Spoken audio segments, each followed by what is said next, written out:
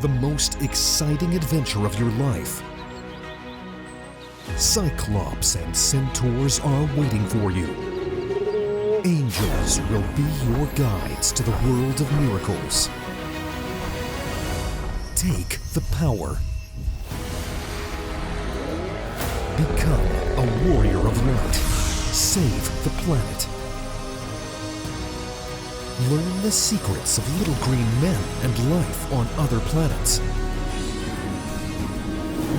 How the gods create your destiny, and is it possible to change it? All the mysteries of humanity, life and death, angels and spirits in the animated masterpiece Life After Life.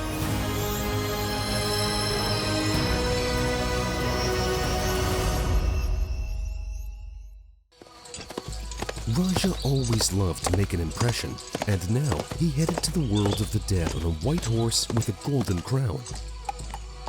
He rode to his diamond castle, shimmering with all the colors of the rainbow. His disciples and wives rushed out to meet him. We're so glad to see you. We'll be together again. We want to caress you from head to toe. They jumped and screamed with joy that the Raja had returned after such a long separation.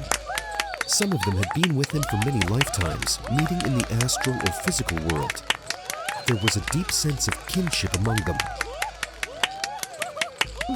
Wait, I'm also thrilled to see you all, but let me greet everyone and explore my possessions. I left them so long ago that I've almost forgotten how I lived here.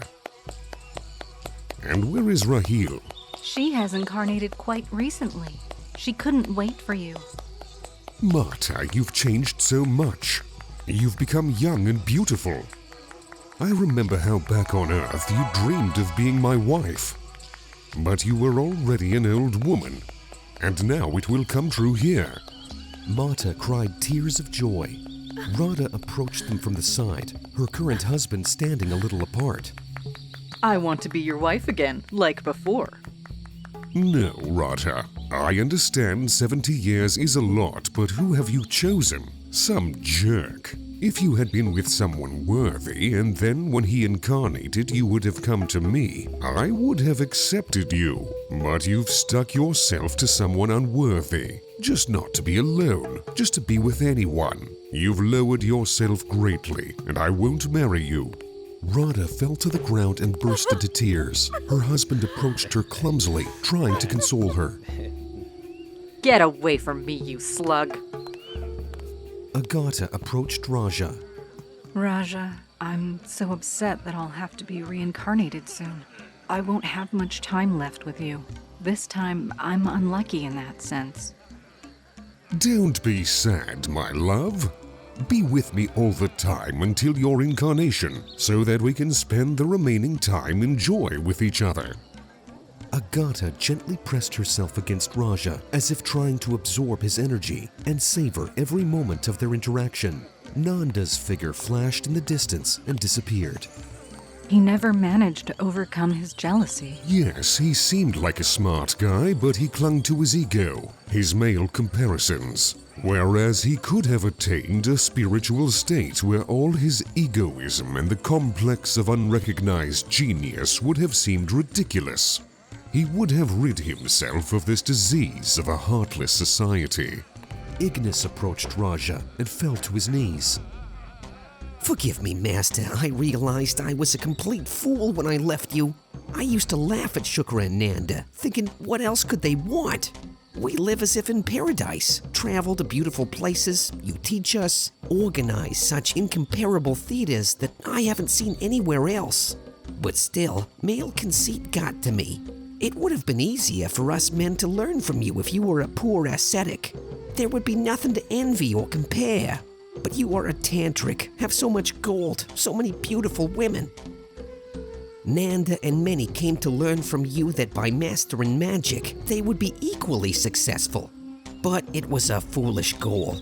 Though you said that the main thing is to be detached from all worldly roles, from comparing who has what more, especially from envy and jealousy. many didn't understand. We didn't understand that your luxury is a situation created by God to reveal all our filthiness, and seeing it, we should part with it. But we clung to this manure, and instead of gaining something, we lost everything. At first, I tried not to think about it, not to compare, even laughed at those who envied you. I was very happy as it was. I was with you all the time, driving you in your magnificent cars. You were so kind to me, constantly caring for me, entertaining me. But then, you and Muta gave us the task to learn to approach women, as our envy was precisely in our weakness and helplessness. We couldn't even approach, neither I, nor Shukra, nor Nanda. And Muta lived with Shuni, who was so repulsive that he couldn't even have sex with her. Lying in the corner on a dirty mattress, indulging in self-gratification while flipping through porn magazines. You wanted to help us get out of this state, but we were so cowardly and repressed that we just sat there, like doves with each other, and only lamented that we were kept as children, and women were not forced to serve us. Shukra and Muta started saying that we should leave the school to become real men. They left, but nothing changed. Both of them are still indulging in self-gratification right in front of their pitiful women.